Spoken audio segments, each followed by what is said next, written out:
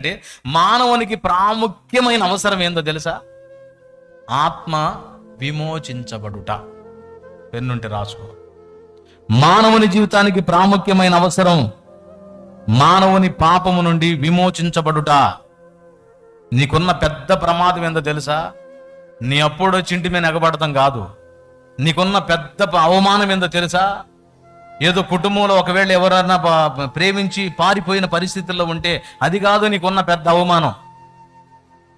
ఇవన్నీ జరుగుతాయి. ఏ కుటుంబంలో జరగకుండా ఉండి, ఏ సమాజంలో లేకుండా ఉండి, చిన్నో చితుకో ఏదో ఒక సమాజంలో ఏదో ఒక పరిస్థితుల్లో ఎక్కడో ఒక చోట జరుగుతూనే ఉంటాయి.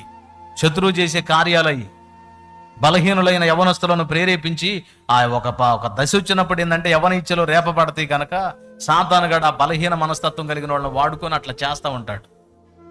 అంత మాత్రాన వాటిని బట్టి అయ్యో ఇట్లా జరిగింది, మా కుటుంబం పరువు కలిగిన కుటుంబం, అట్లాంటి కుటుంబం, ఇట్లాంటి కుటుంబం అని వాటన్నిటిని గురి తెచ్చుకొని మెంటలు చేసుకొని మానసికంగా ఇబ్బంది పడటం, దేవునికి దూరం అవ్వటం కాదు. ఇవన్నీ జరుగుతాయి. ఇది కాదు ఆలోచించాల్సింది ఏంటంటే, మొట్టమొదట నేను చనిపోతే ఎక్కడికి వెళతాను?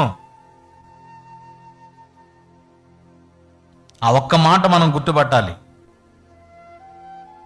నేను చనిపోతే నా పని, నేను ఎక్కడికి పోతాను? నేను నిత్య నరకాగ్ని గుండానికి పోతానా, లేకపోతే పరలోక రాజ్యానికి వెళ్తాను?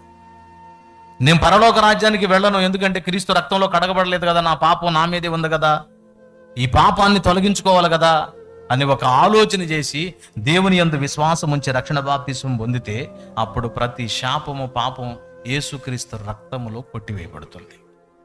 దేవుని వాక్యం చెప్పిన మాట ఏంటంటే, 1 యోహాను పత్రికలో యేసు రక్తము ప్రతి పాపము నుండి మనలను పవిత్రులనుగా చేయును, 9వ వచనం అనుకుంటా.